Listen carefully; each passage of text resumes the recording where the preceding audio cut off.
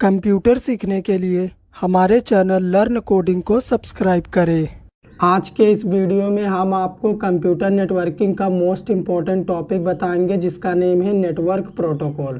Protocol क्या होता है, प्रोटोकॉल का यूज़ क्या है, ये कितने टाइप्स का होता है, इन सभी चीज़ों को हम इस वीडियो में कवर करने वाले हैं। तो चलिए स्टार्ट करते हैं। What is protocol, full explanation. तो प्रोटोकॉल क्या होता है, अगर आपसे कोई पूछ दे तो आपको सिंपली आंसर करना है protocol is a set of rules. अगर आप इतना भी बोल देंगे तो आपका आंसर कंप्लीट हो गया। लेकिन अगर जो भी बंदा आपसे पूछ रहा अगर वो बोल दे कि सेट ऑफ रूल्स का मतलब क्या हुआ, मुझे अच्छे से समझाओ, तब आपको बोलना है which are used in digital communication to connect network devices and exchange information between them. Protocol set of rules होता है जिसके पास बहुत सारे रूल्स होते हैं। अगर हम डिजिटल कम्युनिकेशन करना चाहते हैं नेटवर्क डिवाइसेस के बीच में और उनके बीच डेटा को शेयर करना चाहते हैं, तब हमें बहुत सारे प्रोटोकॉल्स के नियम होते हैं, उन्हें फॉलो करना होता है, तभी ये पॉसिबल हो पाएगा। जैसे यहाँ पे देखो एग्जांपल में मैं आपको बता रहा हूँ, ये हो गया हमारा एक सिस्टम और ये हो गया हमारा दूसरा सिस्टम। अगर मान लो हमारा ये सिस्टम इस हमारे सेकेंड वाले सिस्टम से कम्युनिकेशन करना चाहता है और ये सिस्टम इससे कनेक्ट होना चाहता है, ये भी इससे कनेक्ट होना चाहता है, तो अगर ये कनेक्ट हो पा रहे हैं तो इसके पीछे भी बहुत सारा सेट ऑफ रूल्स है जो काम करता है। उसी सेट ऑफ रूल्स की वजह से ही इनके बीच कनेक्शन इस्टेब्लिश हो पाता है। सेट ऑफ रूल्स मतलब प्रोटोकॉल। अब मान लो एक बार इनके बीच कनेक्शन बैठ गया तो अभी ये क्या कर सकते हैं, इन्फॉर्मेशन को शेयर कर सकते हैं। ये अपने डेटा को इसको दे सकता है, ये अपने डेटा को इसके पास भी शेयर कर सकता है। तो अगर डेटा भी शेयर हो रहा है तो इसके पीछे भी बहुत सारे सेट ऑफ रूल्स है जो काम कर रहे हैं, तभी ये डेटा शेयरिंग पॉसिबल है। कनेक्शन इस्टेब्लिश हुआ है तब इसके पीछे भी बहुत सारे सेट ऑफ रूल्स हैं। मतलब बिना प्रोटोकॉल के ना ही हम डिजिटल कम्युनिकेशन कर सकते हैं नेटवर्क डिवाइस के बीच में, ना ही डेटा को शेयर कर सकते हैं। अगर मान लीजिए ये सिस्टम इंटरनेट यूज़ करना चाहता है तो बिना प्रोटोकॉल के हम इंटरनेट भी यूज़ नहीं कर सकते, इंटरनेट को भी एक्सेस नहीं कर सकते। तो रियल लाइफ एग्जाम्पल से अगर हम आपको समझाएं, यहाँ पे मान लो ये हो गया हमारा रोड, ठीक है, सड़क हो गया ये। तो यहाँ पे मान लो ये मेरा घर है और मुझे कहाँ जाना है, मुझे यहाँ पे ऑफिस आना है। ये मेरा घर है, मुझे ऑफिस जाना है। तो जब मैं घर से निकलूँगा ना, रोड के लेफ़्ट साइड से ही मुझे जाना पड़ेगा, क्योंकि रोड में चलने के लिए कुछ सेट ऑफ रूल्स बनाए गए हैं।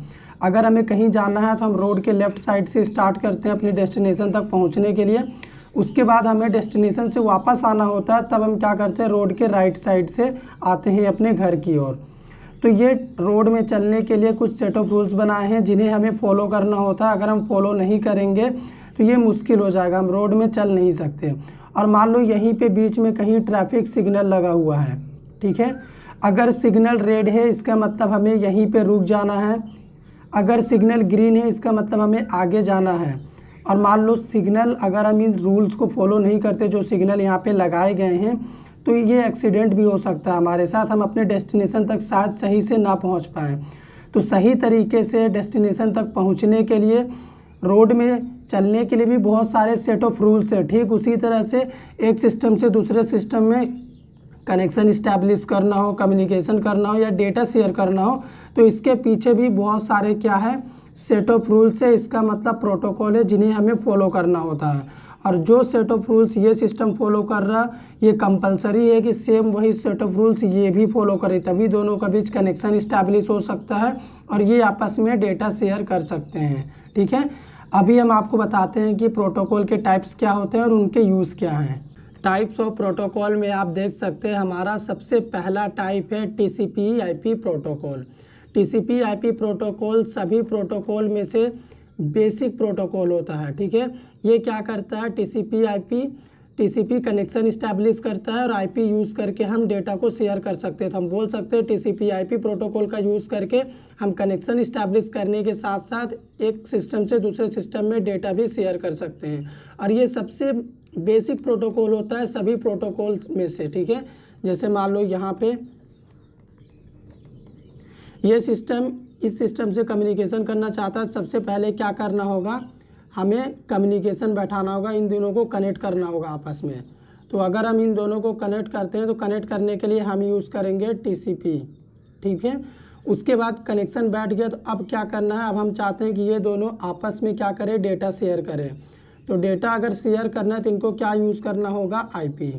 तो टीसीपी आईपी यही काम करता है, कनेक्शन इस्टेब्लिश करने के साथ साथ डेटा को शेयर भी करवाता है एक सिस्टम से दूसरे सिस्टम में। इसीलिए टीसीपी आईपी प्रोटोकॉल को सभी प्रोटोकॉल में से बेस प्रोटोकॉल माना जाता है, ठीक है, बेसिक होता है ये एकदम। सेकंड हो गया हमारा HTTP, hyper text transfer protocol. इसका यूज़ क्या होता है, जैसे मान लो हम अपने सिस्टम में इंटरनेट यूज़ कर रहे हैं, तो इंटरनेट ब्राउज़र में URL सेक्शन में आप देखेंगे HTTP आपको मिलेगा।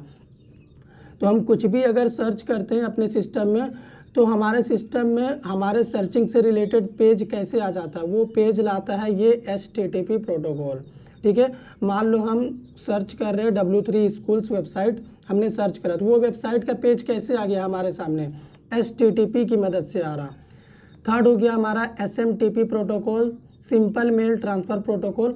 अगर एक सिस्टम से दूसरे सिस्टम में मेल भेजना है हमें, तब हम यूज़ करेंगे SMTP प्रोटोकॉल।